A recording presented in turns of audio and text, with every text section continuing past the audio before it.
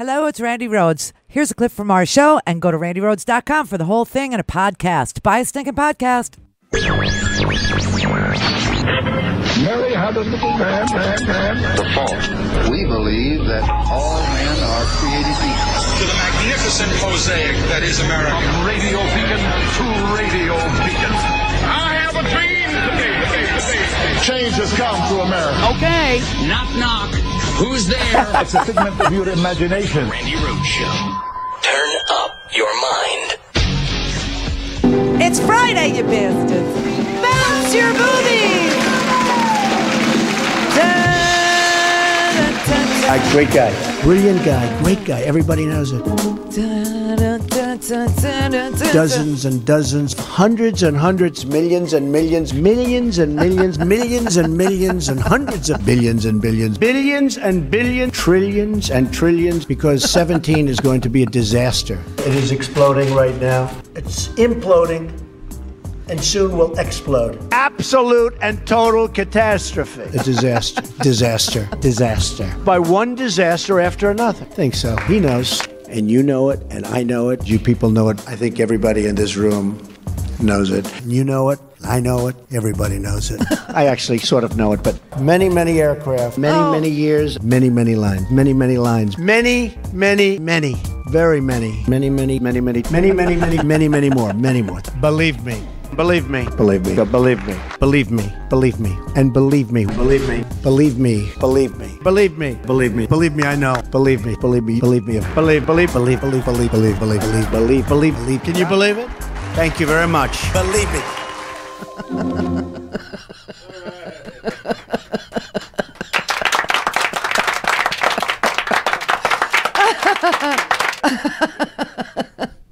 You know, I told you, it takes you a while to read the Vanity Fair, but I told you that Alec Baldwin was on the cover of my Vanity Fair. I was very excited because Alec Baldwin would be in the bathroom with me. And so I read the Alec Baldwin piece in the Vanity Fair. Alec Baldwin was in the bathroom with me, and Alec Baldwin said that one of the things that he does when he does Trump is he imagines Trump and the way that he speaks and says he always seems to be in search of a better word, but never can find it. And I thought that was so great. That was such a good... He's always looking for a bigger word than catastrophic, catastrophe, disaster. He's always and never could find it. But what he can find is the best white trash America has to offer. Did you see that last night? Did you see that? The Sarah Palin is back. Oh, my God. You remember when we used to say things like, oh, my God, Sarah Palin in the White House, and we thought that was unthinkable?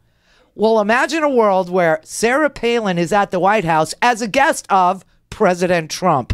Holy crap, man. Wow. We're through the looking glass, people. Holy mother of... Oh, and, she's got this weird way of speaking, too.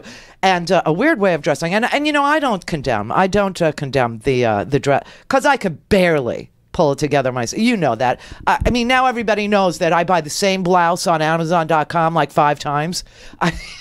Because, you find something that works for me, and I just buy 12 of them, and, in all the different colors, and I wear them. That is what and then on Friday I wear my t-shirt, which is, the extent of my, but this, I mean, what is she doing here? What is she trying? She's into the lace thing now. But she does have this weird-ass way of talking, and so does he, and they are natural together. And so she apparently she was in the White House. I can't even stand this thought. She was in the White House as a guest of President Trump.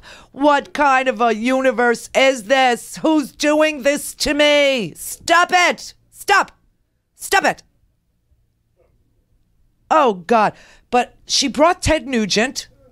And she brought Kid Rock as her guests. Now, I got the feeling, did you see the picture? They took a picture in front of the Hillary Clinton portrait. And Paul Begala last night on CNN said, it's the white trash version of Mount Rushmore. I was like, oh, God, that's funny. But for me, it looked like he was casting for the D-list Celebrity Apprentice. I mean, and you could didn't you feel the tension between the two? I felt like Kid Rock must have looked at Ted Nugent and said, damn, Trump's got some loser friends, and vice versa. And what's really interesting? Sarah Palin, Ted Nugent, they all say that they do no drugs, they don't drink alcohol, which makes me wonder whether or not we should teach our children to be straight. Doesn't it? I mean, look how they turned out. No alcohol. Trump doesn't drink either. Look at that. What a mess. What a freaking mess. So, I don't know, but she was there. Listen so to much this. For joining us. Appreciate it. Thank you. Thank you. You had dinner at the White House last night. I did. Tell us about it. How did that happen? Well, President Trump had called to invite just to touch base, so asked me to get to D.C. and we'd be able to chat over dinner, and asked if I'd invite a couple of friends. So you brought Kid Rock and Ted Nugent? Jesus was booked. So, yes, I invited my buddies, Kid Rock and Ted Nugent, some bold, courageous, all-American dudes who I knew would have good conversation with the president and get to express a lot of good... Can I just stop it right there? You want to take a look at the face? Now, people say I've had a lot of work done. I actually have not, but that woman is filled with filler. And somebody paralyzed her upper lip. Somebody did something really... How many times do I have to tell you? Don't do the lips. Don't do it. You look like a duck. You get that duck thing going. Look at that face. Wow, man. Wow. Good middle class work ethic type issues. And okay, these are all millionaires. Middle class work ethic type. You know, you're talking about Ted Nugent, who's been riding the wham bang sweet poontang train for 100 years, and Kid Rock, I mean, and she cashed into. I mean, they're all millionaires. Some middle class, real, conversation with the president. Policy proposals that they could all relate to. Why are we getting policy proposals from Kid Rock and Ted Nugent? And that's exactly what happened at the dinner. There's an interesting picture of the three of you out right next to the portrait of former First Lady Hillary Clinton. Okay, there it is. Yeah, I think the picture says it all. So, let me ask you, we're approaching... Look at the lips. I can't get past it. See how it starts poofing out like a duck there? Better to have the lines. Really, trust me. President Trump's 100th day. It'll be a week from Saturday. What do you think? What kind of grade would you give him? I'm obviously extremely thankful that he has been elected because, so many of us in America knew that the status quo had to go, and we could not afford another term of Obama via Hillary Clinton's presidency if she were to be elected. So very thankful that Trump was elected. Thankful that he understands that Americans expect America to be great and to be strong. Why does she talk like that? If you didn't know her from before, from John McCain's, big pick, if you didn't know her from before, you would think that, somebody did something to her lips, and this is why she talks that way. To be great, to be good, to be, what does the VP do? Where do you think the Russians go? I can see them from my porch. I mean, it's amazing. So she's back, and they brought these patriots. She brought the patriots, the middle class values, the middle class, policy makers, Kid Rock and Ted Nugent. Our politicians check their scrotum in at the door. Even Hillary. But obviously she has spare scrotums. The state of politics in America are heartbreaking, tragic, virtually self-inflicted, and I think I'm speaking for everybody here. We would like to apologize to the heroes of the military for bending over since World War II and allowing a commander-in-chief who is the enemy of the U.S. military. Okay, then, draft dodger. Thanks for apologizing to me and my dad. Apparently, we've bent over. Apparently, we've taken it, up the yin is what we've done. And that, the policymaker, Ted Nugent, is who we should, he's our go-to guy, the guy that defecated in his own pants so that he would appear crazy at his induction physical so that he didn't have to go to Vietnam. He's the guy. Now, if I let this play, this is the clip where he calls Barack Obama a chimpanzee and a subhuman mongrel. I don't really feel like going there, but it is there. And he was invited to the White House by Donald Trump. What kind of a universe are we living in? This is just, Hillary Clinton did more for this country as First Lady than Donald Trump will ever do for this country, let alone in his first 100 days, which, by the way, now he's saying that the 100-day mark that he set for you Trump voters, he said that. He said, he gave a speech. He was in Gettysburg, Pennsylvania. And he laid out his 100-day contract with you, the Trump voter, contract with you, the conned, contract with you, the bamboozled, contract with you, the ripped off, and told you exactly what he was going to accomplish in his first 100 days. Now this morning, he tweets, the media is making up this entire speech, apparently. We've pulled this out of our butts. We made it up. It's a myth. This 100-day myth is ridiculous, he says. All righty. What follows is my 100-day action plan to make America great again. Yay. It's a contract between Donald J. Trump and the American voter. Uh-oh. And it begins with bringing honesty, accountability, and change to Washington, D.C. Yes, and the change he was talking about was Sarah Palin in the White House. The change he was talking about was Ted Nugent in the White House and Kid Rock in the White House. Because I'm going to play this. I'm going to play his little contract with you. And we will go down the checklist because it hasn't been done. None of it. I mean, not one single piece of legislation, the infrastructure, the wall, the health care bill, the tax plan, nothing. I mean, the things that I know he did was he said that he was going to repeal Obama's gun stuff. And he did repeal Obama's gun stuff. And what was the gun stuff? It said mentally ill people should not be able to get a gun. He did repeal that. Mentally ill people can now get a gun. Yay. Oh, thank God we elected him. I was so worried that the mentally ill would not be able to get a gun. America just seems so less free when the mentally ill could not get a gun. And now that they can, it just seems so much freer. Because Ted Nugent has many of them. I know. Wow. I mean, I just, so let's break here and then we'll come back. I will play you his Gettysburg address, promising all these things would be done in the first 100 days. And of course, now he says it's just ridiculous that the media made this up, that he should accomplish things in 100 days. Clear for takeoff. Randi Rhodes Air Force. Air Force. RandiRhodes.com. We did it, you bastards! We're live! And it only took 2 years! Okay. All right. So we're back, we're live, and you're there, and we're here, and ain't that great?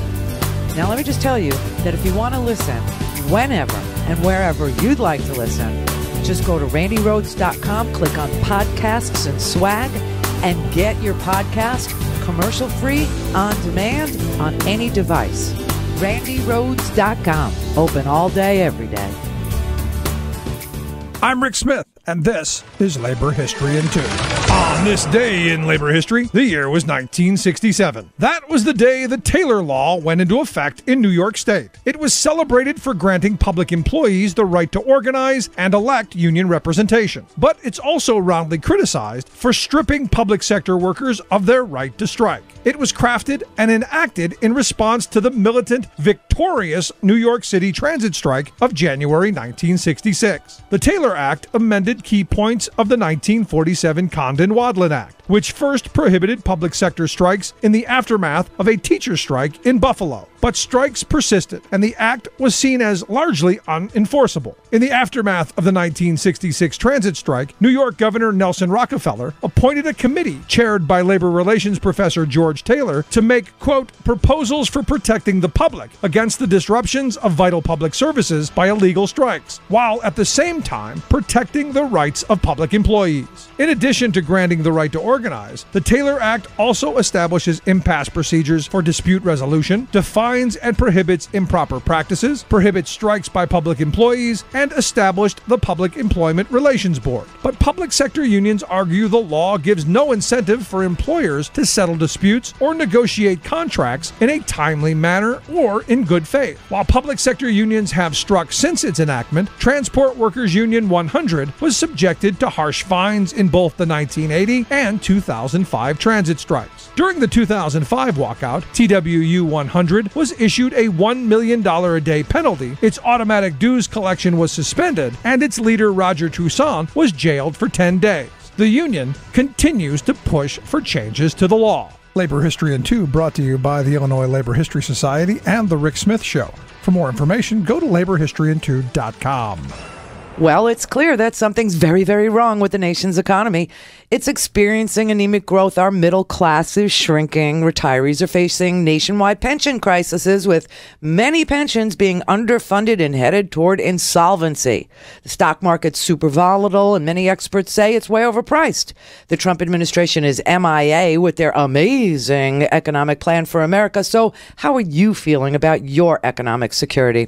You know, call my friends at ITM Trading. Just speak with one of their precious metals experts about gold and find out why now is the perfect time for gold. Learn why gold survives every government, every currency, every economic crisis. Call ITM Trading today at 1-888-OWN-GOLD and they'll send you a free gold buyer's guide. They've helped tens of thousands of people acquire physical gold and silver, and they can help you too. Call 1-888-OWN-GOLD, 1-888-OWN-GOLD, 1-888-OWN-GOLD, 1-888-OWN-GOLD. For a commercial-free, on-demand, whenever, wherever listening experience, visit RandyRhodes.com for your personal premium podcast today. Believe it.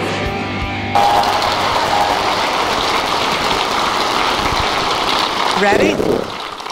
On the first day. Oh, no. Now I have to restart the whole thing. Oh. Really? You can't just... Well, no, because, see, this is what happens. When you need to restart, that's what happens.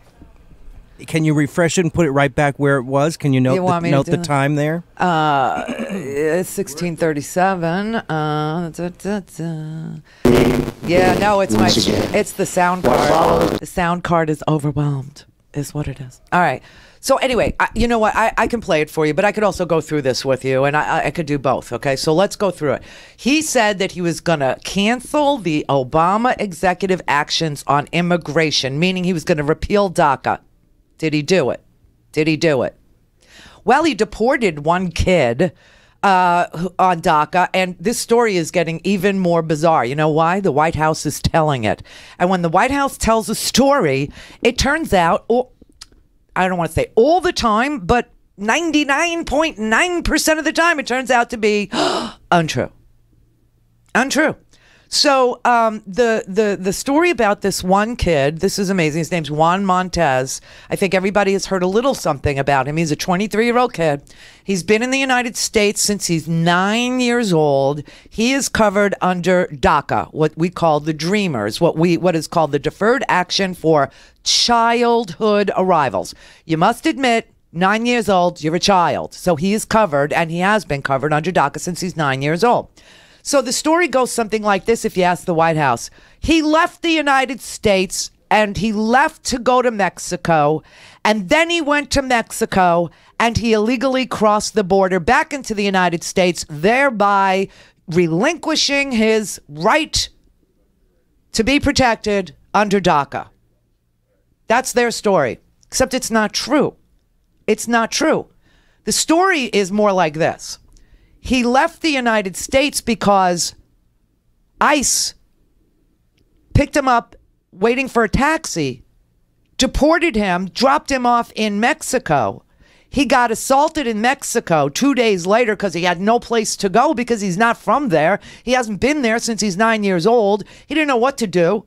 He got assaulted and he crossed over the border to come back to his family. They deported him. That's the story that, he's telling. So now, big court case, huge. Court case is they need the records from ICE, from the people who deported him, because did you know that deportations and the paperwork involved in those are not, they're not public. So his lawyers now have to sue to get permission to get those records to find out who's telling the truth here. Is ICE telling the truth that he just, after all these years, he wandered over the border and he just decided I'll have 2 days in Mexico and then I'll come back to the United States and still expect to be protected under DACA? Or is it true that we deported him, he got assaulted, and he tried to flee and go back to his family, which makes more sense? Guess who the judge is who's hearing the Freedom of Information Act request? It's that damn Mexican judge, Judge Curiel. It's that damn Mexican judge that I'm building a wall. He's Mexican. That guy that Trump hates, Judge Curiel has the case. And the only question in this case, they're not litigating the case. They're only litigating whether or not they are entitled, the lawyers and this kid, Juan Montes, is entitled to his own deportation records. So that's the story there. Now, that means DACA is still in place. Therefore, when he said that he was going to overturn DACA, that he would rescind Obama's immigration orders, including deferred action for childhood arrivals, immediately. Did he do it? No. All right, there's one. The other one had to do with the guns. The other executive action, he said that Obama's previous executive action that he would undo was the gun stuff. Okay? And he did do that. He did. That's, it's a win, everybody. It's a win for Donald Trump. Win. Yes, he rescinded, and so now mentally ill people can get a gun. And I feel so free. Hey, Appalachia, you feel free? You feel good about that? I feel so good. I feel so good. Okay, so that was one thing he did do. Okay, so let's move down the list now. He said, first, I will announce my intention to renegotiate NAFTA or withdraw. Anybody? Anybody hear that? No. Third, I will direct my Secretary of the Treasury to label China a currency manipulator. He actually said China was not a currency manipulator this week, and he was actually correct this week. He was correct. China is not manipulating their currency, nor have they been for about 4 years. But okay. He said, why would I label them a currency manipulator when they're helping us on North Korea? I don't know that they're helping us on North Korea, but what I can tell you is this is another duck and cover weekend. China is on high alert. They have suspended all flights from Beijing into Pyongyang. It is the only way that the Chinese people can get into North Korea. It is the way that they go back and forth. And they suspended their flights and put their military on high alert. Today, the Trump administration said China is not on high alert, except China said they are. So are they helping us, or are they ducking and covering along with the rest of us who pay attention to the news? I don't know. But currency manipulation off the table. Fourth, he said, I will direct the Secretary of Commerce and U.S. Trade Representative to identify all foreign trading abuses that unfairly impact American workers and direct them to use every tool under American and international law to end those abuses immediately. No, none of that has happened. Fifth, I will lift the restrictions on the production of $50 trillion worth of job-producing energy reserves, including shale, oil, natural gas, and clean coal. Well, the only executive order I'm aware of having to do with any of these energy sources is that you can now dump coal slurry into the surrounding rivers. Appalachia, feeling good? Feeling good?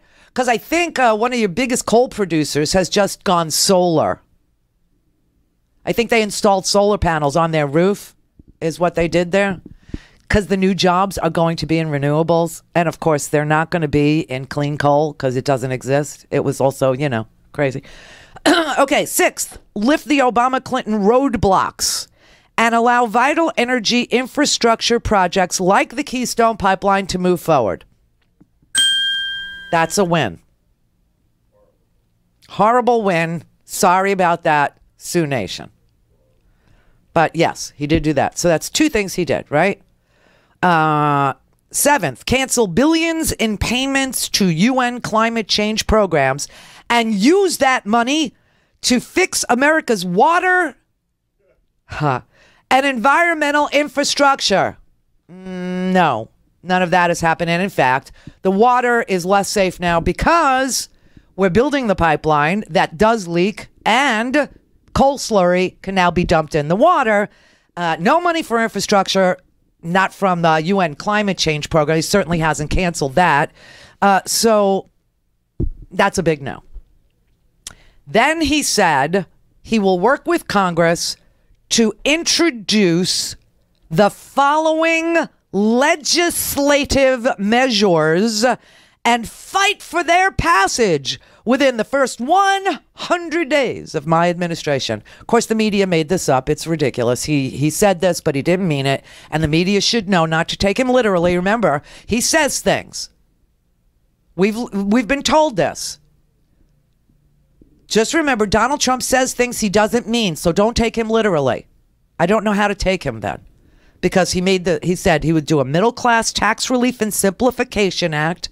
He would put forward an economic plan designed to grow the economy 4% per year and create 25 million new jobs through massive tax reduction and simplification in combination with trade reform and lifting the restrictions on American energy. The largest tax reductions are for the middle class. A middle class family with 2 children will get a 35% tax cut.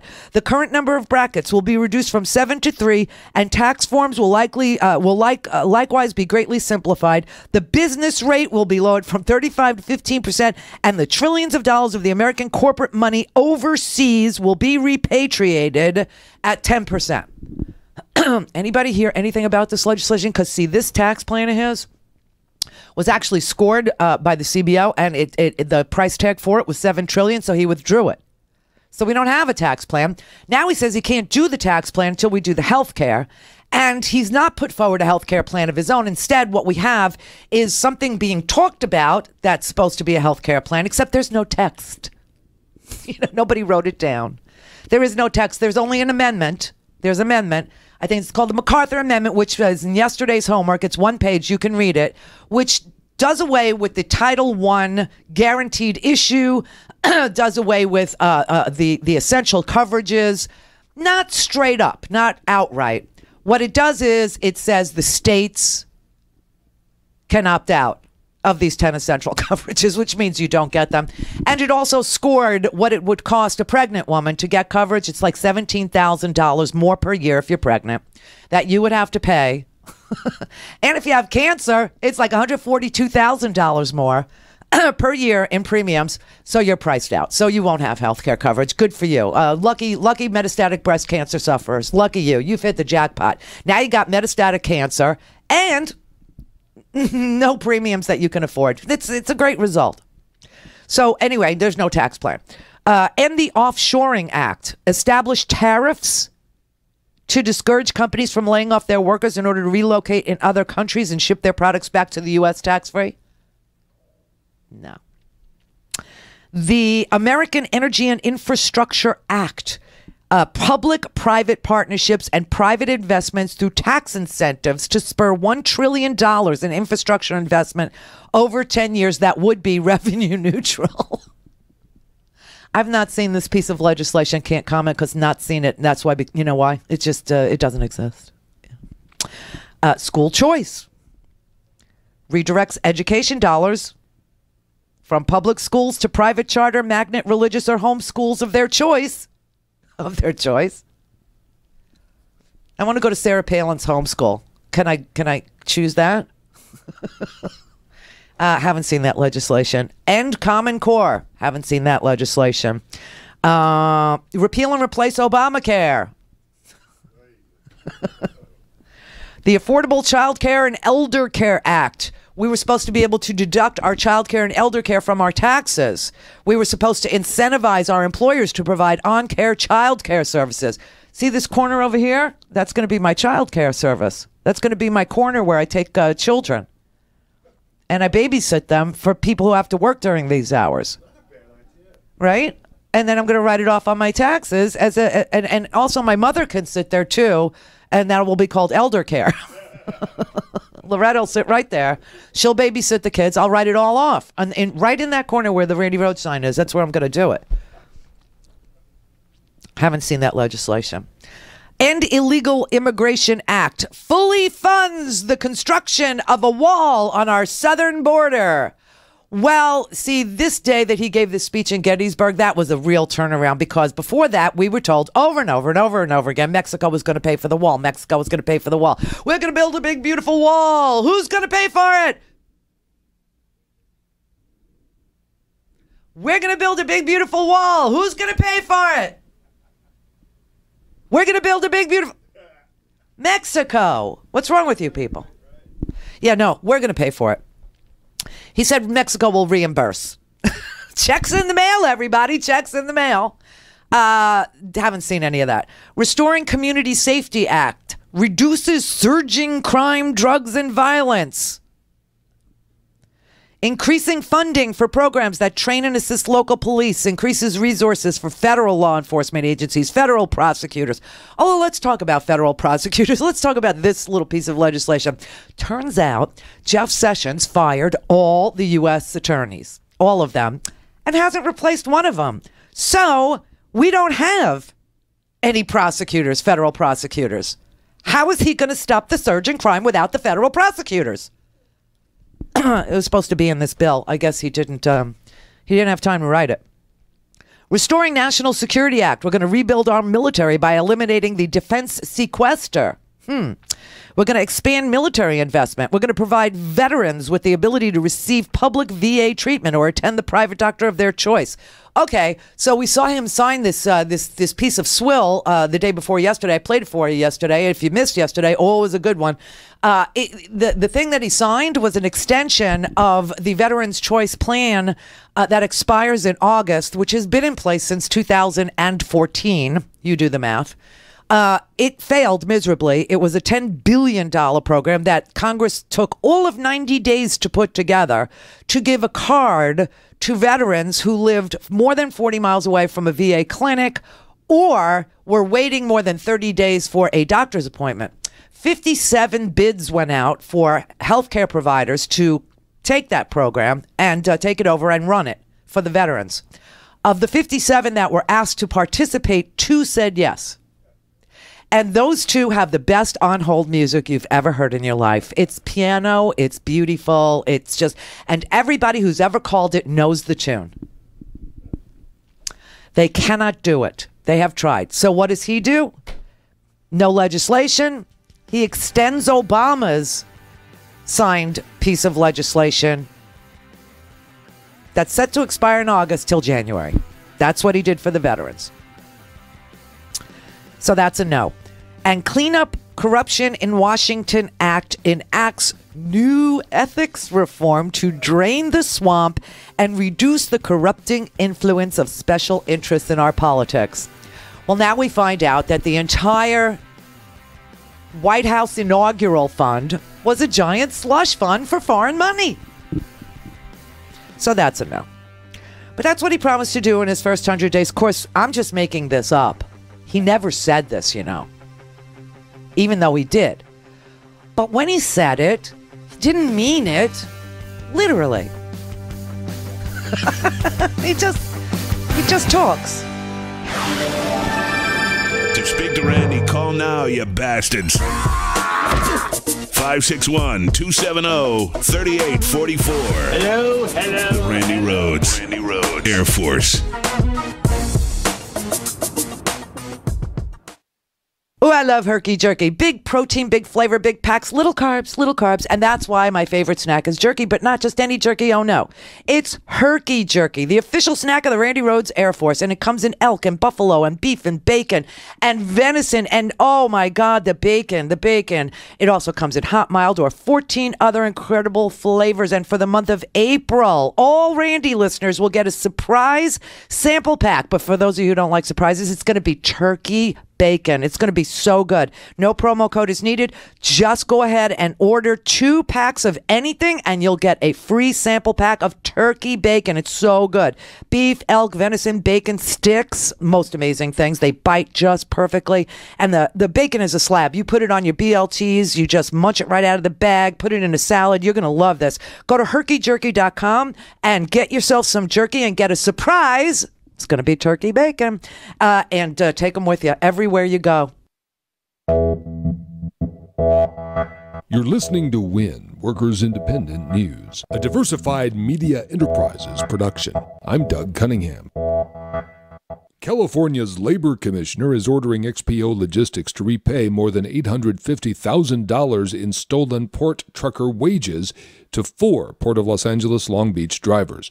The workers were illegally misclassified as independent contractors instead of as what they are, employees. Jose Herrera is one of the drivers whose wages were stolen by XPO. The Labor Commissioner issued an order that XPO owes me alone $279,415.83. The total awarded for me and the other 3 drivers is $855,285.62, and more cases are pending in courts. Herrera says XPO illegally classifies workers as contractors and then deducts business expenses from the paychecks of these workers. The truckers are in a union organizing drive backed by the Teamsters. Herrera says what XPO is doing is illegal exploitation of port truckers, denying them what employees are entitled to. I have no workers' compensation if I get injured on the job. That means that I have no disability insurance if something was to happen to me. I have nothing. XPO is breaking the law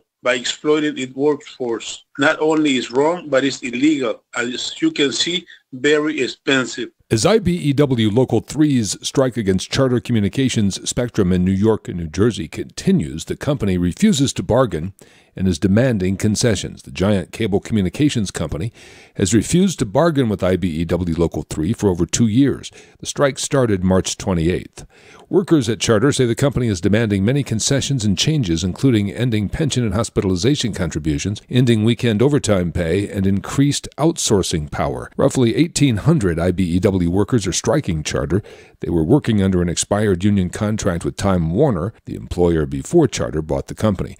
IBEW says Charter Spectrum isn't providing workers with the tools, resources, and support needed to properly do the work and deliver promised services to customers. We need a real living wage that allows us to support our families. A Bloomingdale's union worker speaking at a rally in New York City against a May 1st deadline. The RWDSU at Bloomingdale's in New York is fighting for a fair contract for 2,000 retail workers. That includes commissions on sales that happen online after customer service delivered in the stores.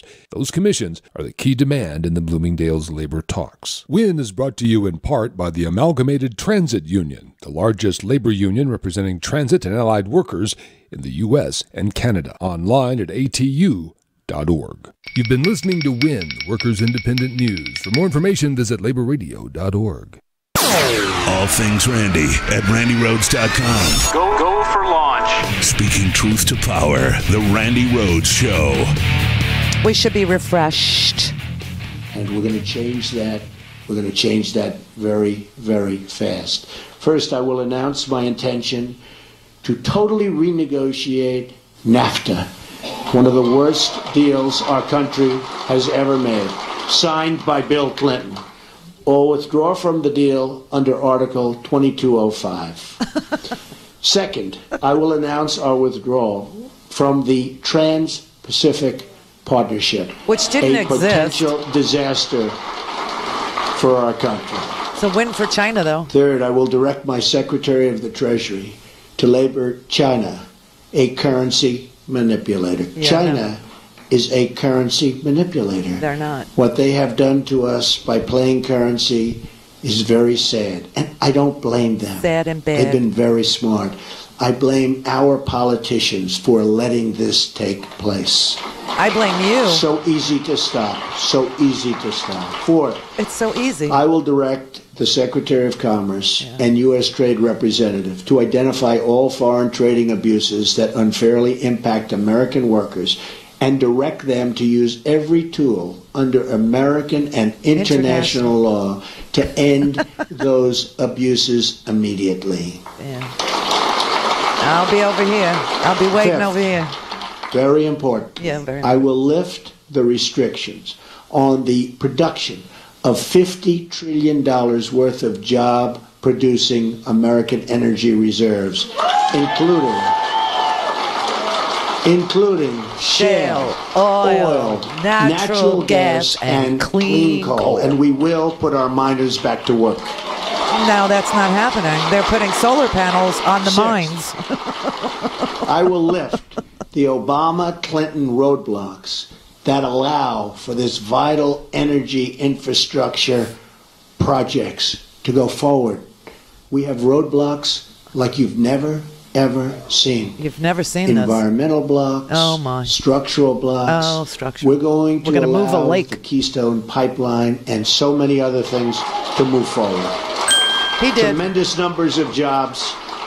And where are the jobs, though? He did it.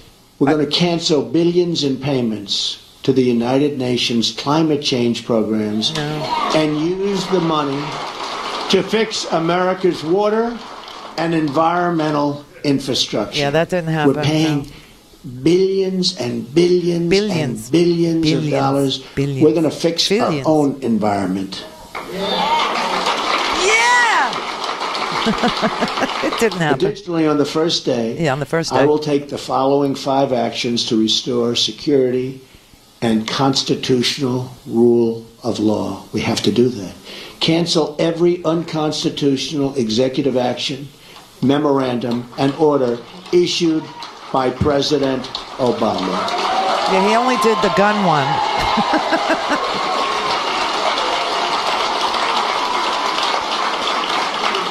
Second, begin the process of selecting a replacement for Justice Scalia. He did that. Whose wife, by the way, has a Trump sign. His wife is a phenomenal woman. Has a Trump sign in her front yard. Isn't that nice? That's nice. I just found that out this morning. Bum. Isn't that nice? That's nice. He was great. It's great. From one of the 20 judges on my list, you know we're going to make great decisions from 20 outstanding judges on a list that we submitted, who will uphold and defend the Constitution of the United States. He did do that. We got a Gorsuch. Third, we will cancel all federal funding of sanctuary cities. No. Fourth, we will begin removing the more than 2 million criminal illegal immigrants from the country. Yeah. These are drug dealers, gang heads, gang members, killers, and cancel visas to foreign countries that won't take them back. Yeah, we didn't do that either. And when Hillary Clinton was Secretary of State, and they had someone who was bad, really bad, and they brought him back to the country and the country wouldn't take him, she said, well, bring him back. We don't want to force the country to take him. There won't be one such instance if I become president. Believe me. It happens every day. We're going to suspend immigration from terror-prone regions where vetting cannot safely occur.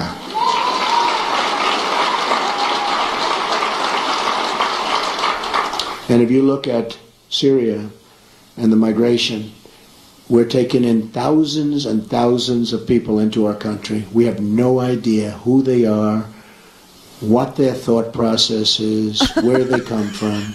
And Hillary Clinton wants to increase the number of those thousands and thousands currently pouring in by 550%. Yeah, that was never true. Islamic terror is right around the corner. We have to be so tough, so smart, so vigilant. We can't allow that to happen. We have enough problems. Okay, that failed miserably a couple of times in the court, to the point where Jeff Sessions is so frustrated that he insulted the entire 50th state of Hawaii. Did you see that? Did you see that? Jeff Sessions is pissed off that the Ninth Circuit judge, who happens to be in Hawaii, blocked Trump's Muslim ban. It's an island. You know, people who live in glass double wides should not throw stones, Jeff, because Alabama is an island of corruption. I mean, have you seen everything that's just gone on in Alabama? They have their Judge Roy Moore, who was asked to resign there. You just had the governor who had to resign there. I mean, it's such a swamp. This is the swamp that, you know, people thought that Donald Trump was going to drain. Alabama, an island of swampiness, an island in the 21st century, an island in America, Alabama. No place more corrupt, except for maybe New Jersey. Damn, it's always something, right? But I mean, I guess, I don't know why Jeff Sessions decided that he was going to insult the entire 50th state of Hawaii. I don't get that. Only because they struck down the Muslim ban. And so Seattle, you're next, I guess, because, you know, your guy in Washington state struck down the Muslim ban too. I'm not really, but I just, I guess, you know, if it were up to Jeff Sessions, then all judges would, be removed like Judge Roy Moore in Alabama. But that's not, that is the island of corruption. But I guess when they found out that Obama was born in Hawaii, Hawaii became outside of the United States. You know, I guess it became a Muslim territory. I don't know why he attacked Hawaii, but he said, I really am amazed that a judge sitting on an island in the Pacific can issue an order that stops the president of the United States. Alabama is an island of corruption and skank and depression and drugs. Unbelievable. And now, Jeff Sessions again. You know, and today, they gave him a new assignment because Jeff Sessions, as you know, had to recuse himself from all things Russia, and so he can't participate in the setting, the distraction that is about to happen next week of making this Susan Rice's fault somehow, which, has been completely and utterly debunked by both Republicans and Democrats, saying she did nothing that was inappropriate and certainly nothing criminal. And what she did was very usual in the course of business. She had, she had been briefed by the intelligence, by the National Intelligence Agency and the CIA, that people that were known to our intelligence agencies were, talking about Donald Trump. But they redacted Trump's name, but she could figure out who it was. Therefore, Devin Nunes, went to the press. So this is all a big distraction. But anyway, now Jeff Sessions is going to go after Julian Assange. This is going to be his new thing. Okay, I think he should recuse himself from that, too. I mean, Jeff Sessions has his job because of Julian Assange and WikiLeaks, who was praised by Donald Trump every chance he got for a year and a half. So it's interesting, but, here's my theory on this. You know why they're going to go after Julian Assange? They're going to go after Julian Assange as a backdoor way to go after journalists. Because Julian Assange says he's a journalist. And this would be, just so you know, this would be the very first time that somebody who released classified information as part of, their reporting was ever charged with a crime. Usually you go after the leaker. Like in this case, it was Chelsea Manning that was jailed. Now, Obama commuted her sentence, but nevertheless, Chelsea Manning was the leaker and Chelsea Manning went to jail. Now, it's interesting that Jeff Sessions wants to skip the whole who leaked it part and get right to the prosecution of the person who printed it. Well, I got news for you. It wasn't just WikiLeaks that printed whatever was hacked in those emails, okay? It was also the New York Times, and it was also the Washington Post. Also, BuzzFeed printed the dossier and all its glorious details about the PP flick, okay? So this is this I think is Trump's way of going after someone who got hacked information instead of going after the hacker, because the hacker just might be friends of Donald Trump. So this is another big experience we're about to have coming next week. Now, I believe that the Russia hearings begin anew in May. And so we have, next week is going to be all about shutting down the government because he wants his wall.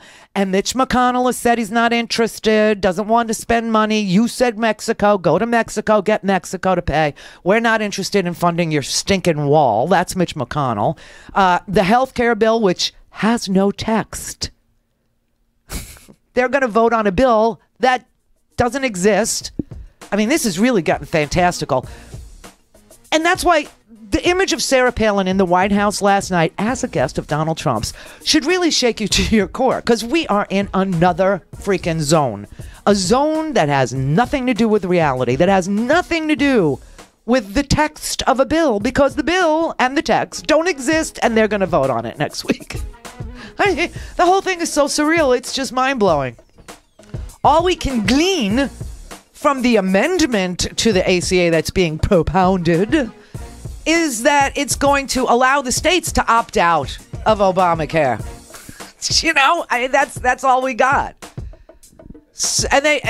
And by the way, I was asked to do Fox News this weekend to discuss the health care bill. Well, they say maybe we'll be discussing this. They won't really tell me the topic. Feels like an ambush, but just saying, how do you discuss the health care bill if it doesn't exist? Call in, connect. To speak to Randi, call 561-270-3844. 561-270-3844. Hi, we're back, and everything is possible again. Isn't it beautiful? Well, if you want to keep it this way, buy a stinking podcast. Oh, yes, you have to buy a stinking podcast. And you get that at RandiRhodes.com, where we're open all day, all night long. RandiRhodes.com. Get your stinking podcast. Hey, Progressive Voices listeners, I'm Rebecca Vallis, host of Off Kilter, which airs here on the Progressive Voices Network. This week, I spoke with Dylan Matthews, a reporter at Vox, on how Sesame Street introduced an autistic Muppet, why that matters, and more. Let's take a listen. So Julia is part of a project that Sesame Street and the Sesame Workshop has had for a couple years now, in partnership with a number of autism groups, and in particularly in collaboration with some sort of researchers and autistic self-advocates to have a form of representation for autistic kids on the show, and also to sort of provide a model for non-autistic kids for what to do when you meet an autistic classmate, and sort of how to understand their differences and get along and play with them. In a lot of ways, it's the same message that the show has always had, which is, we get along better if we can work and play with each other. So Julia, as I mentioned, and as you have now explained, isn't new to the show. She's been part of this storybook project, so she's been part of sort of Sesame Street resources that parents and schools can use. But this was her first time appearing as part of Sesame Street's show on TV. What do you view as the significance of her making that jump? Well, I think the show has a much broader viewership. The way it works now, they have a deal with HBO where the episode will initially air there and then will be available to public TV stations. And so it has sort of the same broad reach that Sesame has had for 4 decades now. And even families that might not have an iPad to use the Sesame Street app that she's been in the past can now sort of show their kids on the TV. And it's also significant in that it shows Julia interacting with sort of key characters in the show that are favorites of kids and of fans. A lot of the episode is Big Bird getting to know her and getting to know sort of how she's different and learning to get along with her better. Elmo is one of her good friends.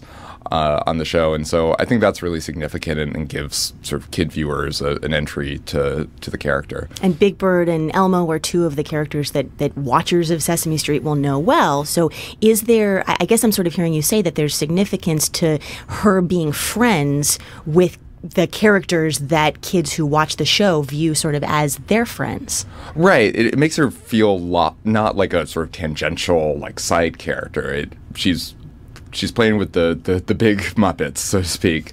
I think another thing that was really significant about how the show chose to present it is that the arc of the episode is one of Big Bird wanting to be friends with her and wanting to learn sort of how to get along and play with her.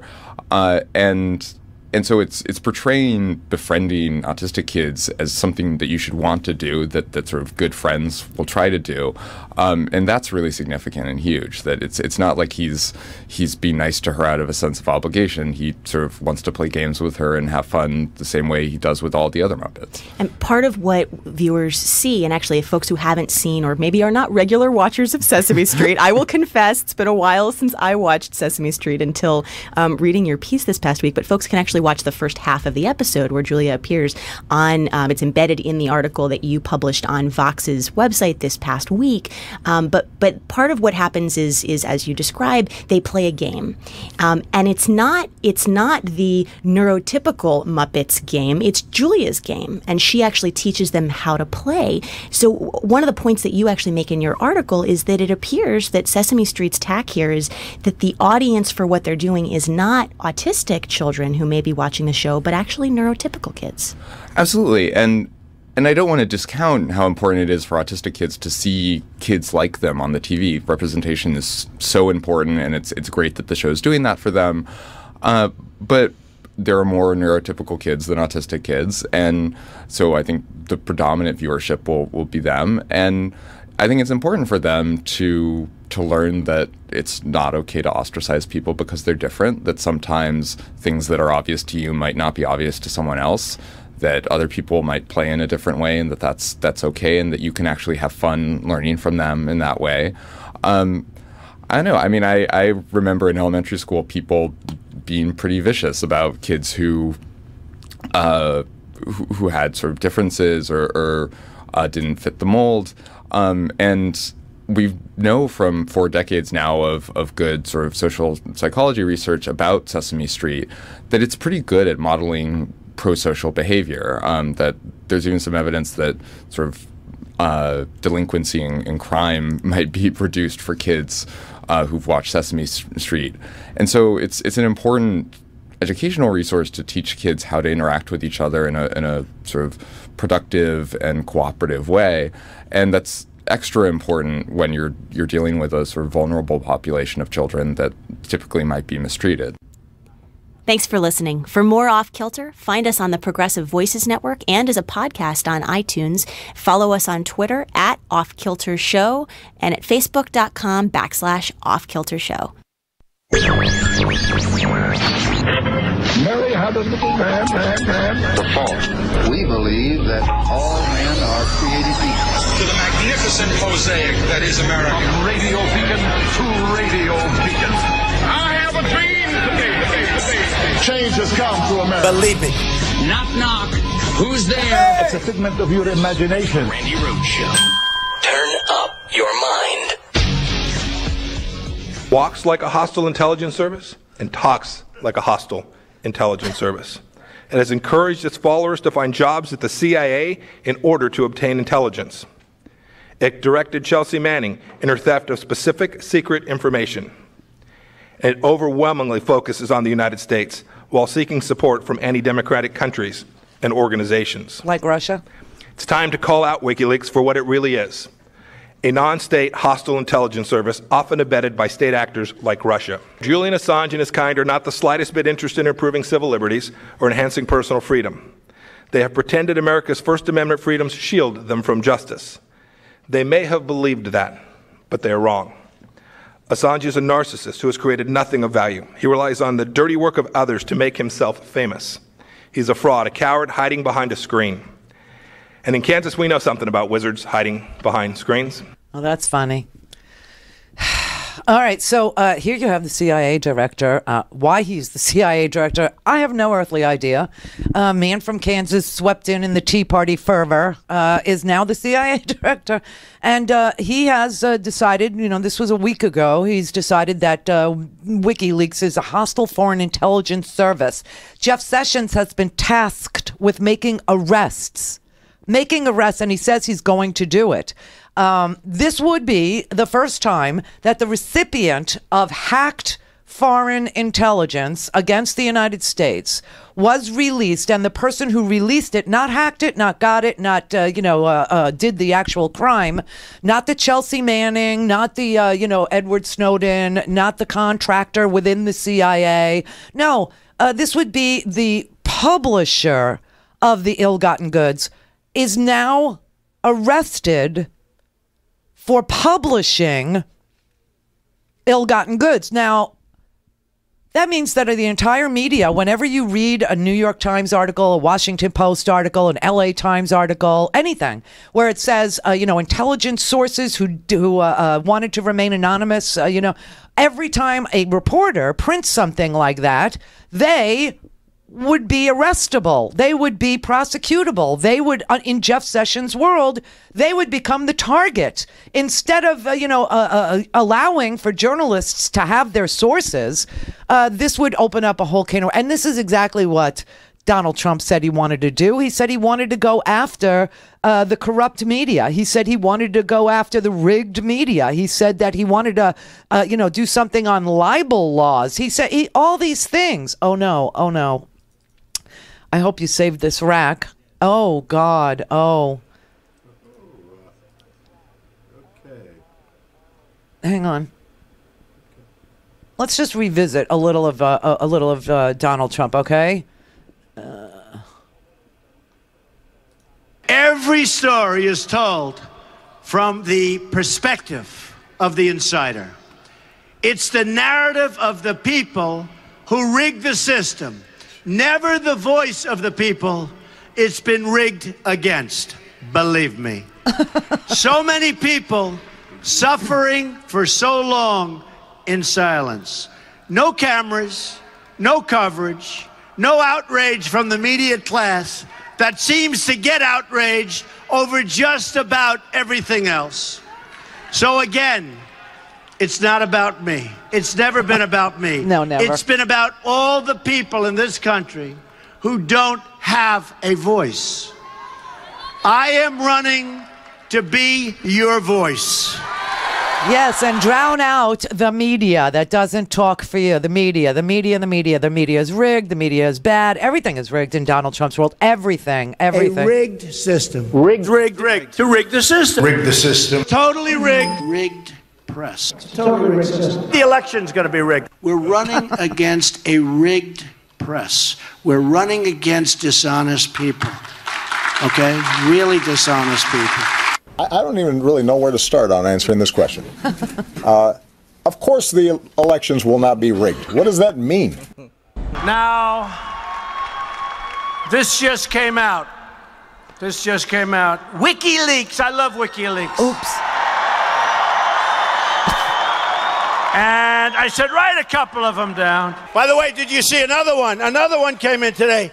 This WikiLeaks is like a treasure trove. And by the way, WikiLeaks just came out with lots of really unbelievable things just minutes ago.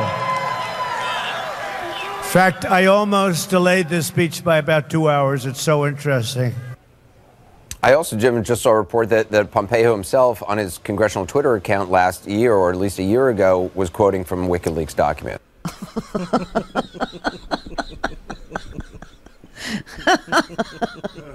It's so bizarre. It's just so inexplicable. He loved him. Pompeo was quoting from them. Everybody was retweeting. The entire administration was so happy. They were asking Russia to do more. Please go find the other 30,000 emails. Russia, if you're listening. Russia, please. I could win this thing.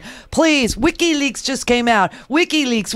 Love WikiLeaks. Oh, it's a treasure trove. WikiLeaks. They're a criminal enterprise. It's a criminal enterprise. We're going to arrest Julian Assange. I mean, this is really the backdoor way to get at the media. If you start to penalize people who have sources that prefer not to give their names, but are reliable, provable, demonstrably reliable sources who give, interviews on background or won't say their names. And if you go after the reporters who print that information that they get, then there will be nobody left in the media. There will be no reporters left, not one. There will be no New York Times reporters. There will be no Washington Post reporters. There will be no Daily News reporters. There will be no Denver Post reporters.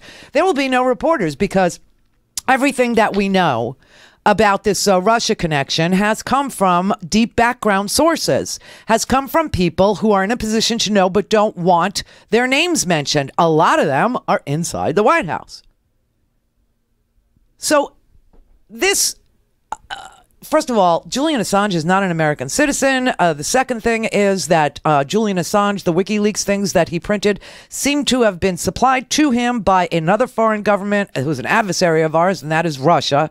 The president of the United States himself asked Russia to do more. He asked Russia to hack. He asked Russia to help. He praised WikiLeaks, up one wall and down the other. His CIA director, who is now declaring them to be a hostile foreign enterprise, relied on them, retweeted them, used that material.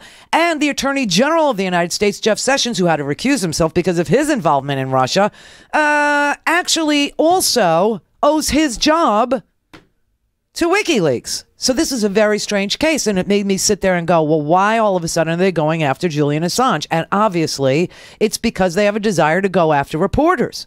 They have a desire to go after publishers. They have a desire to go after media. He hates the media because the media actually reports and fact checks whether or not he delivered on any of his promises that he said he would accomplish on day one or the first 100 days.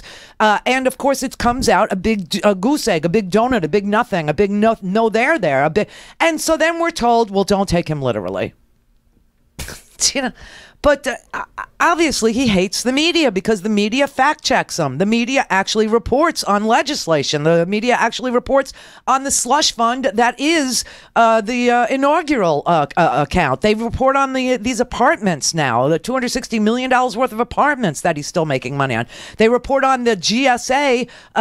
Now he's the landlord and the tenant at the old postal building, which he runs on a government lease that specifically says if you work for the government, you're not allowed to hold this lease. Well, not only does he work for the government, he's the president of the United States. So he's not entitled to the lease on the old postal building, the hotel that he runs in Washington, D.C. I mean, it's just an amazing thing. And you need a media that is not afraid to report. And he's obviously out to get the people who publish. He's obviously, this whole thing about Assange, Assange, am I a fan? No, I'm not a fan. He reminds me of if Mike Pence became a hipster. Do you know what I mean? He would be Julian Assange. And having Pompeo describe, a narcissist who only, self-ingratitude and uses, the foreign governments to make himself famous. I didn't know who he was talking about when I came in the middle. I had to hear the whole clip because I was like, is he talking about his own boss? Because that's Donald Trump, a narcissist who uses foreign governments to self-aggrandize. I mean, this is ridiculous. He owns the Trump Towers in Istanbul, and nothing will get in the way of that deal. So Turkey just became, some sort of a dictatorship for all intents and purposes. They just disbanded their parliament and gave Erdogan all this power through a constitutional referendum.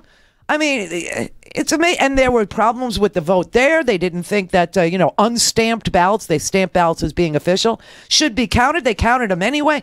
And the only civilized society, the only industrialized nation in the world that called Erdogan to congratulate him on this coup over his own people was Trump. Why?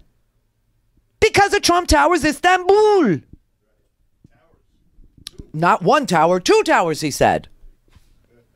So we're in a very strange and funky place. All right, Karen in Los Angeles. Hello, Randy. Hi, thank you.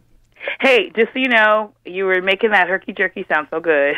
Oh, did you get some? I did. I ordered some. I ordered the mild. I really wanted to go for the hot, but I'm like, no. Well, work your way up to it because the hot is hot. Okay, that's good to know. You know what's kind of a middle of the road? The jalapeno, because jalapenos aren't the most powerful peppers that you got. So I had a bad memory with the jalapeno once. I'm sorry. I can't relive that. Okay. Yeah. I used to have that about walnuts. Don't ask me why. Okay. Okay, I won't. It'll be you keep the walnuts, I'll keep the jalapeno. Okay. Hey, I had okay. So yesterday you were talking about the succession. Yeah. And you're like, there's no way that we could possibly get a Democrat out of there. Yeah. I'm kind of okay. This is far, but we're living in La La Land anyway. Yeah. So here's the thing.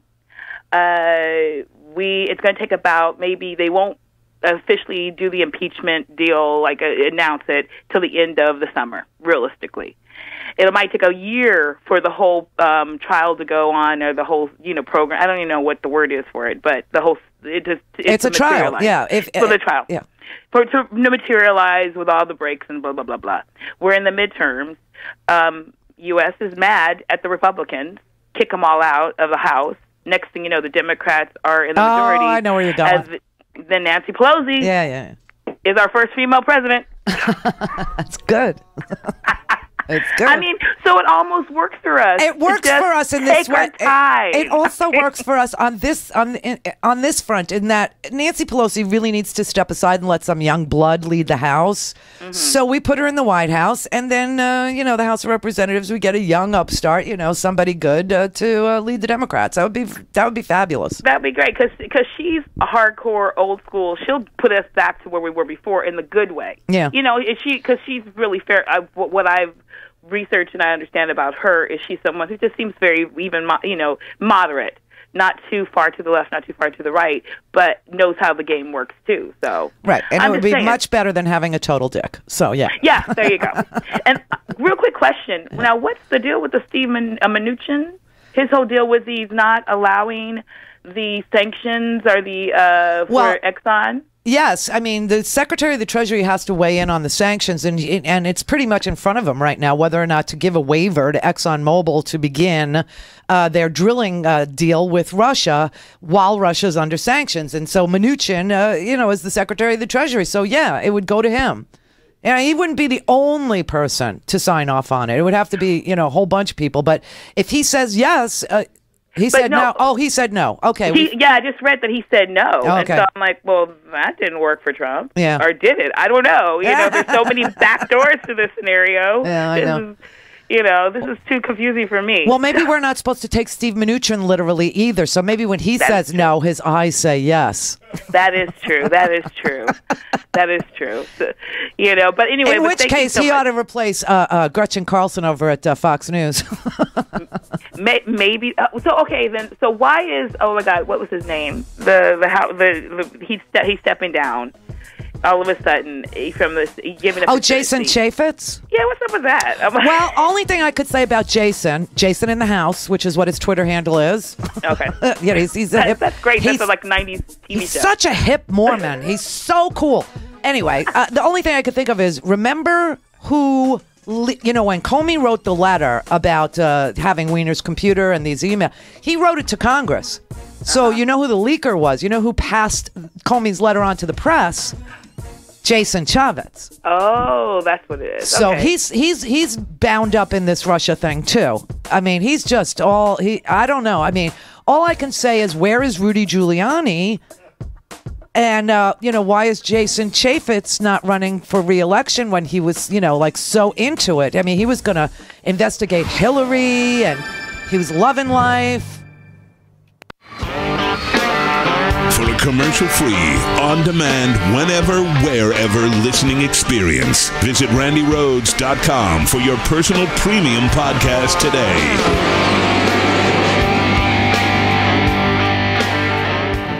Well, the Trump administration suffered a humiliating defeat on health care. So next up, the Trump economic plan. Are you familiar with a game called 3-Card Monte? All you got to do is find Trump's amazing economic plan under the cup, and you win. Where is it? Is it over here? No. Is it over there? No. It must be over here. No.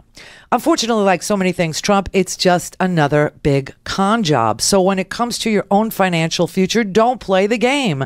Protect your wealth. Use a timeless, tried and true investment like gold. Call my friends at ITM Trading at 1-888-OWN-GOLD and get a free gold kit and learn how to diversify your investment portfolio with precious metals. Call ITM Trading today at 1-888-OWN-GOLD for guidance from their precious metals experts.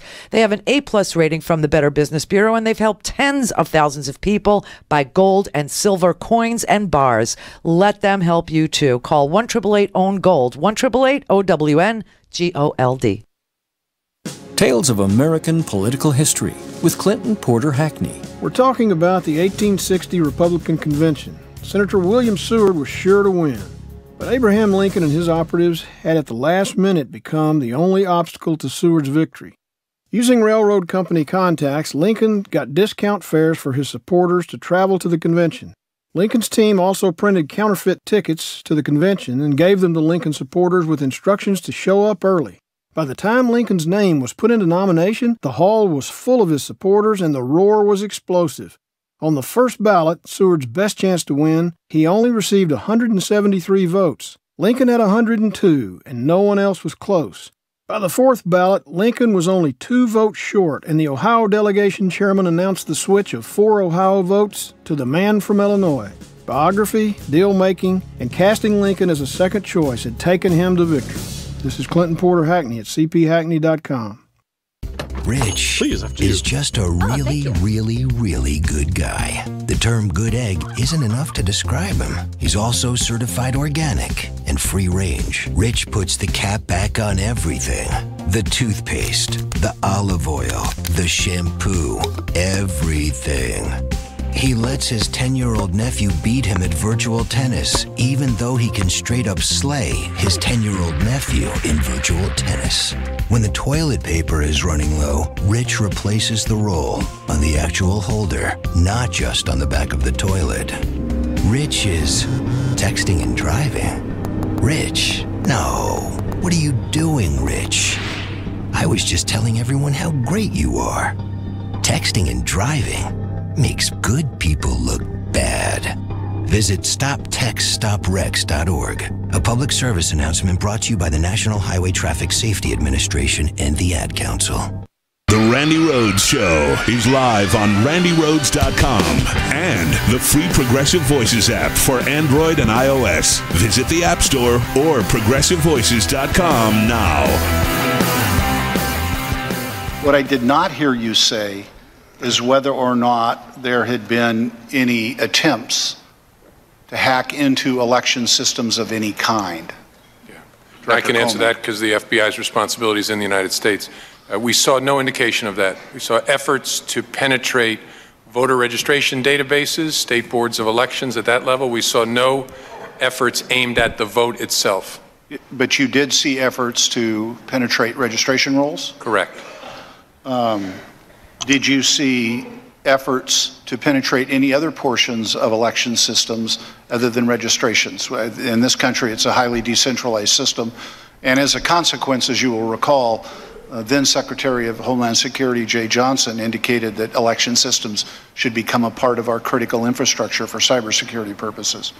Their efforts were aimed at the voter registration systems in various states, and it takes different forms in various states. Sometimes there's a private vendor, sometimes it's state, but that's where it was focused and not on the vote itself, vote machines, vote tabulation, vote transmission that we've seen. Thank you. That was a shocking piece of information, and I got to tell you, that the Russians were in our voter registration rolls, and it took different forms because some of the voter data was privately held, and some of the voter data was held by your supervisor of elections.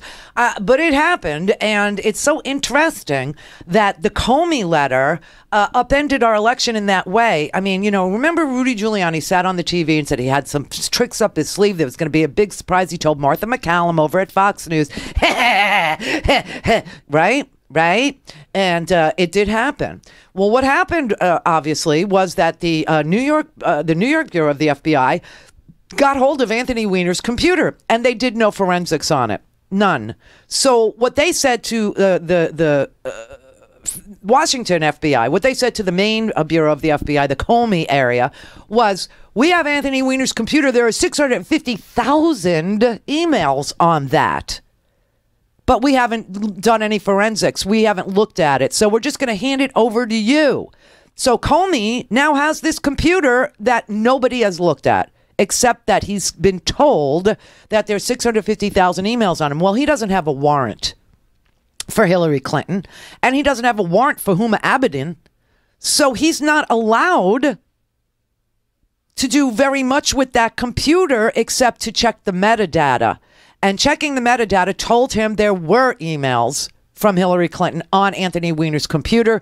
So he writes a letter to the Congress. And he says to Congress, we haven't drilled down on this, haven't done a lot of forensics on this, but the Anthony Weiner computer was given to me by New York, Rudy, former federal prosecutor, former mayor of New York, sitting on the TV, intimating that he listens to everything that's going on in the New York Department of the FBI, and active duty officers are telling him, and he can't use the words because they're cursing, they're so in the tank for Trump, refers to the New York Bureau of the FBI as Trump land, right? Remember all this?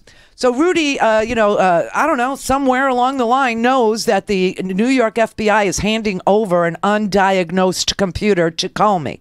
Comey now fears it's going to leak that happened because Rudy, he saw on the TV saying, it's coming, I know it's coming. So Comey writes a letter to Congress saying, this is what I got. I promised to update you. So here's the letter saying, this is what I got.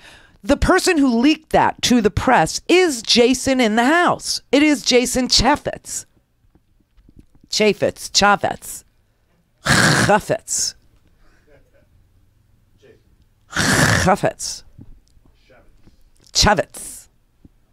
It's Jason in the house. And Jason in the house is suddenly retiring his position, which he seemed to love. I mean, he said if Hillary was the winner, he was going to drill down. He's going to she'd be under investigation every day of the week. He was the oversight committee chairman. He was going to love this job, loving life. Everything was so cool. Now, all of a sudden, he's sleeping on a cot. It's not good. I'm sleeping on a cot in my office, and get a pull-out sofa, for God's sake. And how is it possible that the chairman has such a crappy office? I've been in not chairman's offices. They're pretty freaking nice. You get $1 million to run your office. Boy, do I wish.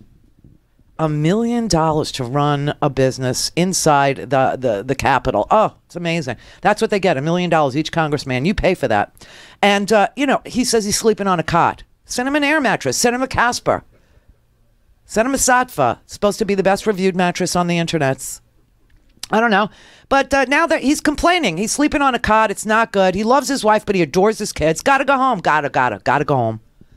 It's very weird. He is the leaker. He is the one that leaked the Comey letter that was written privately to the Oversight Committee, updating them on Hillary's email and the investigation of Hillary. And what does Chaffetz do? As soon as he gets the letter from Comey, Chaffetz is on the tweets. This is how I know he's Jason in the house. He's on the Twitter and he says, Comey is reopening the investigation. Well, the investigation was never reopened. Comey just did some forensics on what Rudy Giuliani's buddies in Trumpland Bureau of the FBI gave to Comey. And once they were able to do the forensics, they were able to determine that these emails were duplicates. And no one to this day knows how they got on Anthony Weiner's computer. Fascinating. But I would just guess somebody somewhere in New York knows how that happened. And wouldn't it be interesting if it's Cyberman Rudy Giuliani who would know an answer to a question like thus? Because Rudy Giuliani in the first 100 days of the Trump administration was supposed to be the guy that came up with our cyber policy. Where's Rudy? Just asking. As part of the review of all the things promised that would be done on day one or the first 100 days, just reviewing, and part of that was a promise that Cyberman Giuliani was going to come up with a new plan to keep our stuff from being hacked. He was the cyber dude. But I don't see him coming up with a plan. Just reviewing. In fact, I think he's representing some foreign guy from Iran and, something to do with Turkey, some Iranian national living in Turkey, some big problem there with Rudy Giuliani's representation. Courts are going, why is Rudy all of a sudden listed as counsel in this particular case? Rudy, rumor has it, is asking for some protection from government investigations, from being charged himself, from what I have no idea, or with what I have no idea. But the rumor is that Rudy's asking for some protection, and Comey is laughing his ass off, going, "Don't need you." Which tells me somebody in the New York FBI, somewhere in the NYPD or somewhere in New York FBI knows exactly what happened. Knows exactly what went down with that computer, and they're telling. So this is all weird that Jason in the House is now saying, I don't want to run for re-election. What? And then he said, I may not even finish this term. Why in such a hurry? Is that real? I will send you the bed in a box, the one that Stephanie sells. I will send you one. I will buy you one and send you one. Just stay there. See, out of sight, out of mind. If Jason is no longer the head of the Oversight Committee, who swore that he was going to investigate Hillary up one wall and down the other, and he's, not sleeping on the cot anymore, and he's not serving, people will be less interested in his involvement in this whole thing than they would be if he was running for re-election. So it's just so interesting how many people have recused, how many people are not running, how many people with, careers that were happening and looking good suddenly find that it's a fruitless career. I'm sleeping on a cot. I don't like it. It's not good for me. It's not good for my kids. Not good for my wife. You're just going to have to believe me. This really is all about love. That's what he said. It's really all about my family. It really is. It's all about that. But Mormons do public service. They do missionary work. They go very far, far, far away, and they go and serve their church that way. So I'm assuming he's got a very understanding wife when it comes to leaving the home and doing public service. I would think that they were, down with it. It's just so fascinating, ain't it?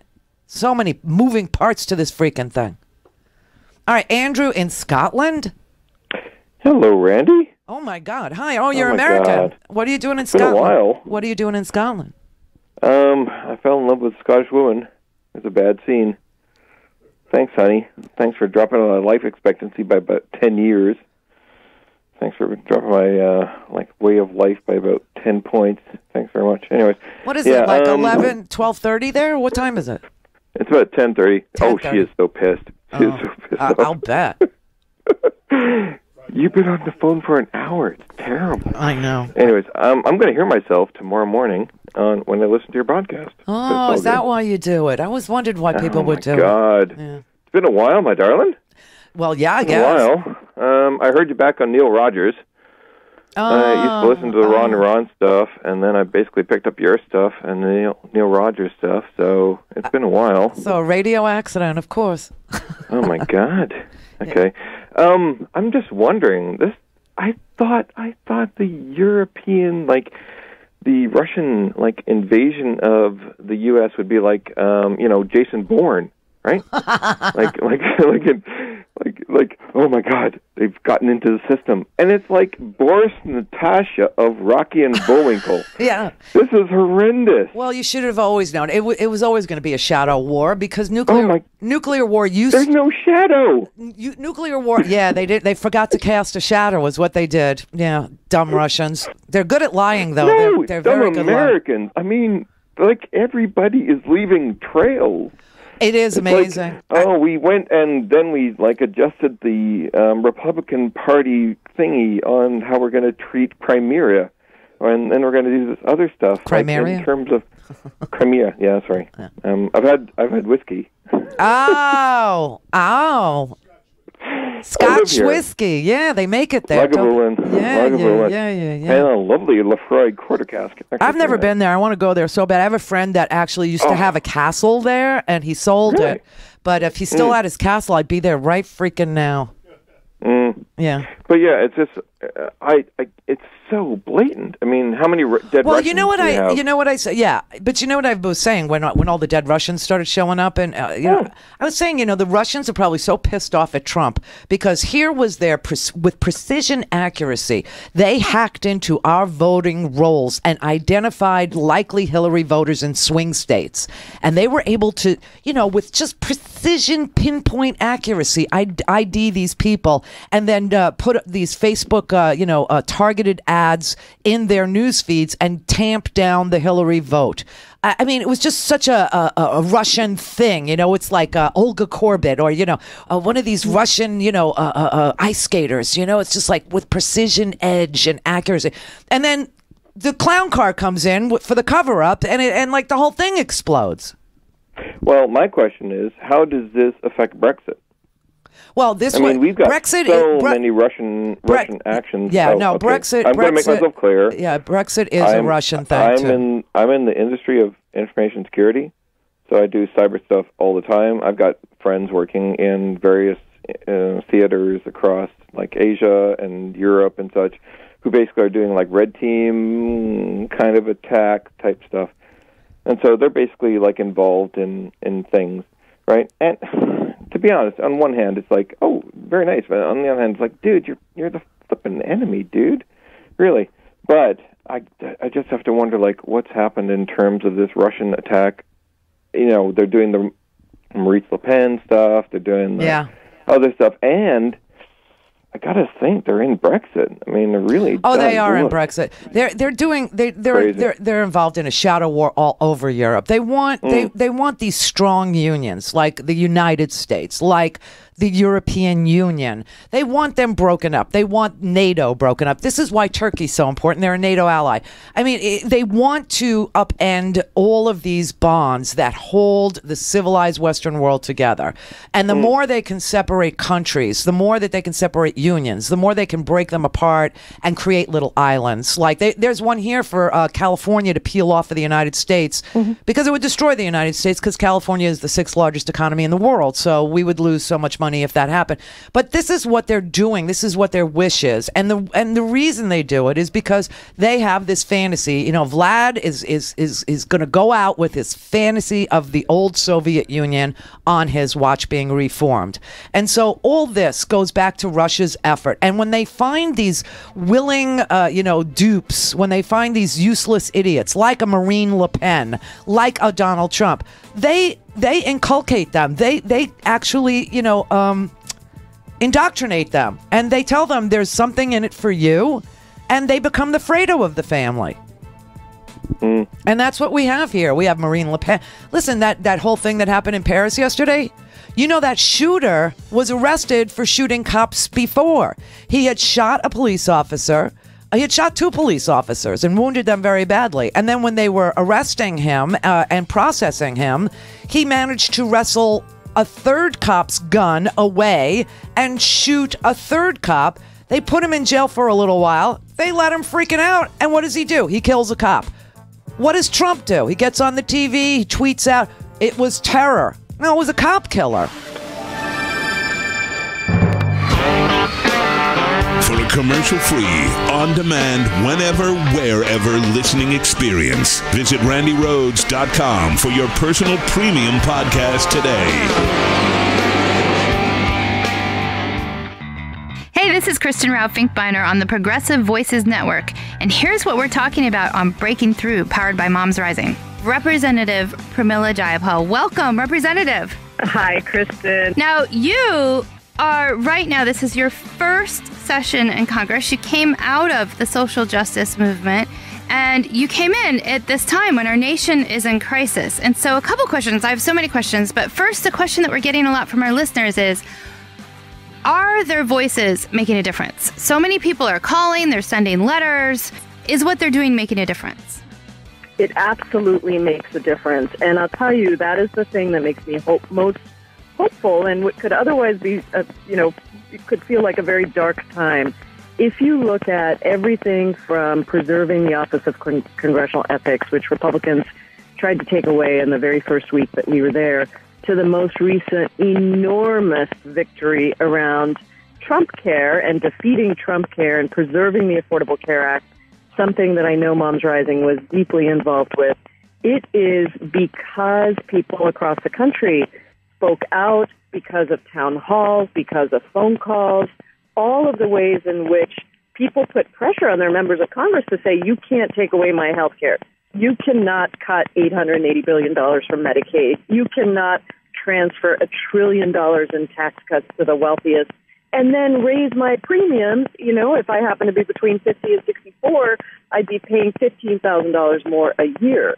And they just said, forget it. We are used to maternity care now as part of our package, our essential health benefits package. We believe that we should be able to cover our kids until the age of 26, things that people didn't know that they had the right to expect. All of a sudden, they realized it was going to be taken away. And so it really was people's stories, people speaking out across the country that made the difference and made it impossible for even moderate Republicans to go home and face their constituents and say, you know what, Grandma, I'm going to take away your nursing home, and kid with the asthma inhaler, you're out of luck. We're not going to cover that anymore. It became politically untenable. And that is important because we had a moment when politically the U.S. House was Republican, the U.S. Senate was Republican, and of course the Oval Office was held by the malignant Cheeto himself. And so it would appear that maybe they didn't have to listen to people. Maybe they could just keep going and do disasters. But that didn't happen. What's the most effective tactics? If you have advice for people who are like, okay, it's working, I got to keep going, keep marching. What tactics do you, as a member of Congress, see to be most effective? What advice do you have for activists, many of whom are new? Just as an aside, over 60% of the people who participated in the women's marches had never been involved in politics before in their life. So advice. No, exactly. Do you have advice? Yeah, first of all, I would say that, we've been doing town halls because we're not afraid of our constituents. Yes. So we have a series of 5 town halls, and between the folks who show up in person and then we've been streaming them on Facebook Live, we've talked to almost 5,000 people through these town halls. And same statistic, 2/3 of the audience has never been to a town hall with an elected official, really has not been active. And so the first thing I would say is, it's important to know who your targets are and to make sure that you are, targeting the right people. But even if you don't know a lot about the political system, just calling your representative, incredibly important. Hear more from Breaking Through, powered by Moms Rising, whenever you want it, on demand at progressivevoices.com or on the Progressive Voices app. The Randi Rhodes Show is brought to you by our partners at ITM Trading. Call them at 1-888-OWN-GOLD and ask for a free gold kit. 1-888-OWN-GOLD. All things Randi at RandiRhodes.com. Believe me. Go for launch. Speaking truth to power, the Randi Rhodes Show. Oh, my God. No, but, so you hear all of, what would Trump do with Ukraine? And what does he know about foreign policy and Crimea? They didn't say that Crimea was taken a long time ago. And then they say, would you get it back? And if you say no, they say you're weak. Why was it let go? And if you say yes, you start World War III, right? Okay? And then I read where the people who speak, largely they speak Russian, they want to be with Russia. Okay, they want to be with Russia, maybe. And we'll find out. But this was taken during the administration of Barack Hussein Obama. Okay? Boo. But the press is so dishonest. I mean, what we're fighting is incredible. I just left North Carolina, and we spent a day there yesterday. And these are incredible people. But voter ID was just knocked out by the courts. Think of it. So somebody wants to vote, and you'd like to have identification. Can't do that anymore. And then they criticize me when I say the system is rigged. The system is rigged. And I'll tell you, the biggest rigger of the system is the media. The media is rigged. It's rigged. I'm It's telling you, crooked he's as hell. going after the media through the Julian Assange backdoor. There is no question in my mind. I couldn't figure out what that was about. I really couldn't, because Pompeo had tweeted, WikiLeaks stuff out. Trump loved WikiLeaks. Couldn't tell you fast enough or how, how often he, loved WikiLeaks. And Crimea wants to be with Russia, and please Russia, please hack, and all. I mean, obviously, they're going after the media. And by the way, the last segment just ended kind of quickly, and I was saying that the shooter in Paris is a cop killer. That's what he is. He's a he's a French national. He was born in France. He killed. He didn't kill. He wounded a couple of cops in France. And then when they were arresting him and they were processing him, he managed to get a third police officer's gun, and he shot that third police officer. Why he wasn't in jail for a really long time, I have no earthly idea, but they let him out of jail. And what does he do when he gets out of jail? He goes and kills cops. And our president, without any information, tweets out ahead of Marine Le Pen's big day Sunday, tweets out, "Oh, looks like terrorism, looks like terrorism." It's obvious that the Russians prefer Marine Le Pen. We know this because she met with Putin during her campaign. She was there a month ago, not even. And Donald Trump obviously has something to do with the Russians. And why would you be on the campaign trail and immediately think to ask Russia, if you're listening, to hack Hillary Clinton unless you knew Russia was hacking Hillary Clinton? But it would be interesting to see. I will tell you this. Russia, if you're listening, what? I hope you're able to find the 30,000 emails that are missing. I think you will probably be rewarded mightily by our press.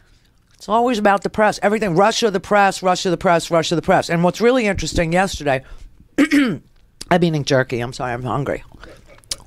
What's really interesting about what happened yesterday was we got a document from the Russian Institute for Russian Studies that was a think tank. It is a think tank run by a lieutenant general of Vladimir Putin's, saying that they were going to publish anti-Hillary Clinton stories, and exactly what came out of Trump's mouth was exactly what was in these documents. They said that Trump ought to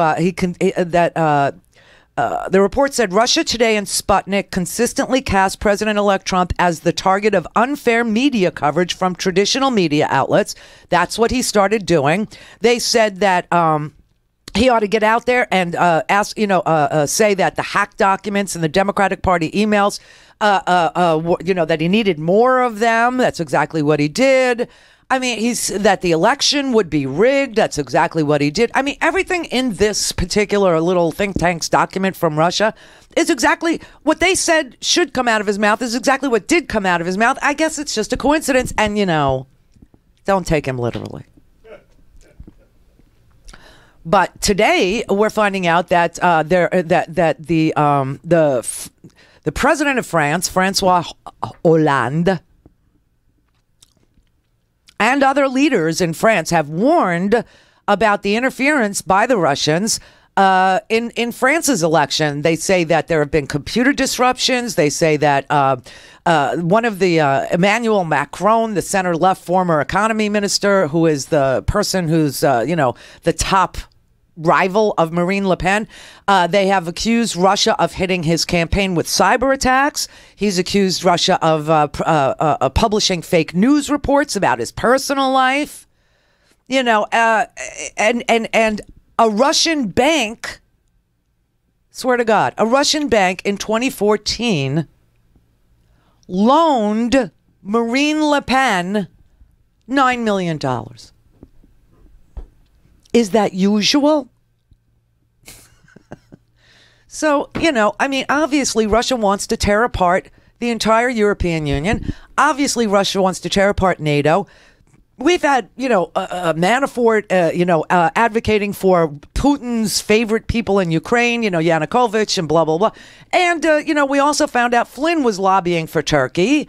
And, this whole thing reeks of Russia. I mean, who can deny it? Michael in Georgia. Hi, Randy. I love listening to you. Oh, I love the name Michael for a girl. Thank you. My mother gave it to me. I know. I'm Randy. Anyway. I'm Randy. I have a boy's name. I too. know it. And I said to the person,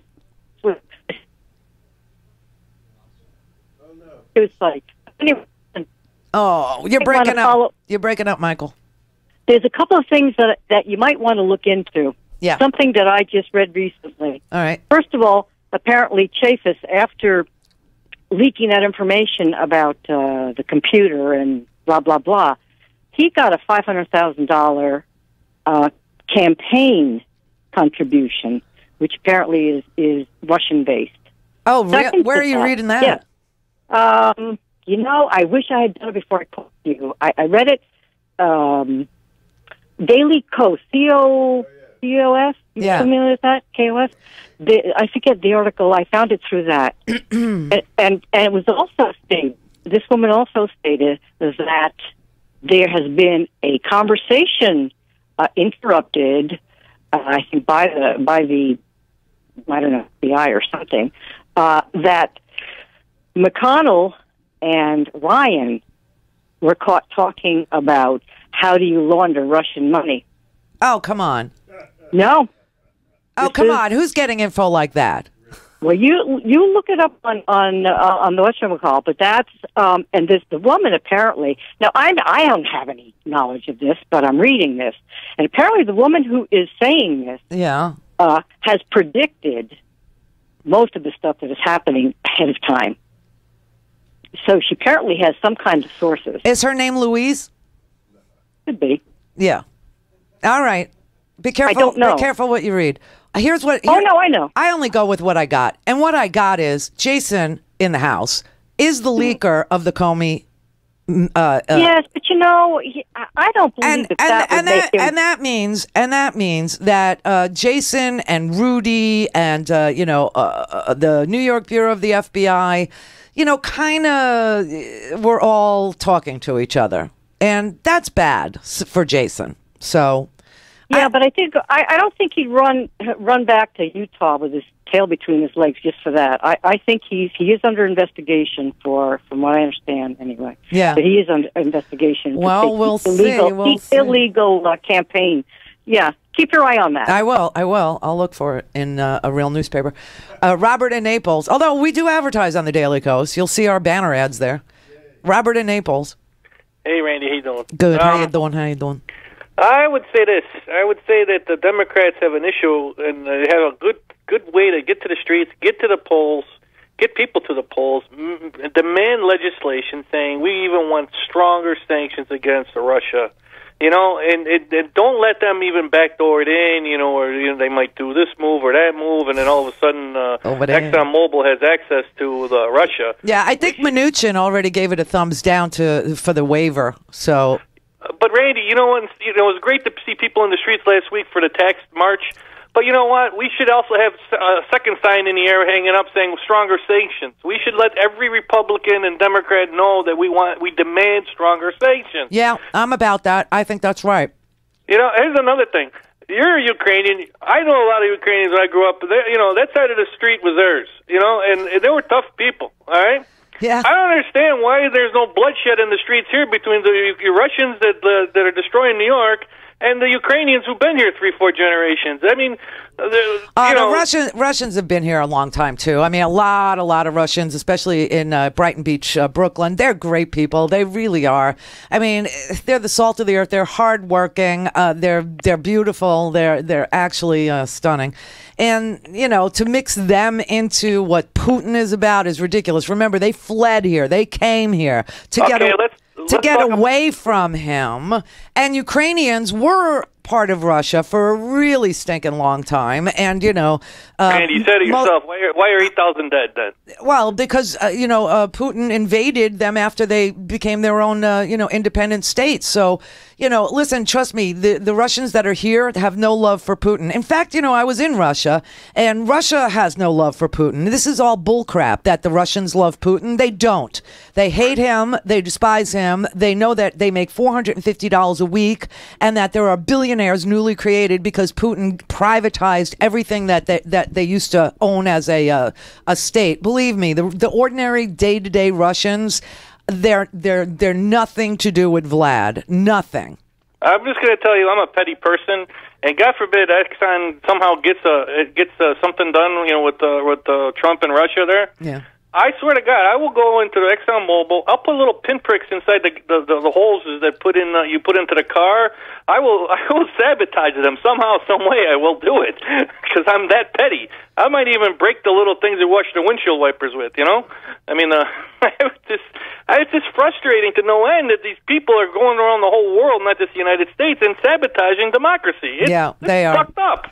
Yeah, it is. They gotta pay. They gotta pay. I agree with you. I on the sanctions, I'm down. I'm so down. They need. Listen, Russia. If you left them alone, we really just left them alone with the sanctions that they incurred after invading Crimea, and the sanctions they incurred after the 17 intelligence agencies told the Obama administration that they had hacked our elections, they would go broke. And they would come begging to the world, and the world would demand democracy in exchange for help. This is what they're afraid of. So Trump is a useful idiot for them. But don't confuse Russian people, Ukrainian people with Viktor Yanukovych or Vladimir Putin, because we don't like them. We're all about democracy. That's why we came here. So Pat in Southern California? Yeah. Hey, Randy. Hi. Long-time listener, first-time caller. Oh, wow. Listen. Yeah. Hey, listen. I know you don't really know the answer, but do you ever wonder what is going through Comey's mind yes. when he sees all this going on? I think about it late at night, and I roll over and I touch myself. I do. I'm crazy about him. He's, I would love to know. I would love to have pillow talk. I would love to know what's going on in that fabulous mind of his. I would love to just run my fingers through his black hair and the tallness of him pressing against me, going, tell me, Jim, if I may call you Jim. I understand. I mean, you know what? I'm waiting for him. I'm waiting. I understand. I'm waiting for him too. I'm waiting for him too. I know he's got to cross the T's, dot the I's. Yeah. But come on, Jim. We need you. Need you, baby. Need you bad. All right, Randy. Have a good weekend. Thank you, Pat. All right. Bye. All right. Bye. All right. Buy some herky jerky. herkyjerky.com. Only because it's on my mind because I'm eating it. And it's delicious. I got the turkey over here, but the bacon. And I think if you buy like 2, they'll give you the turkey for free this month. So that's cool. All right. As far as the Fox News invite, I said it in passing. I don't know. It depends on the topic. They won't tell me the topic. Feels like an ambush. Go to randyrhodes.com for the whole thing and a podcast. Buy a stinking podcast.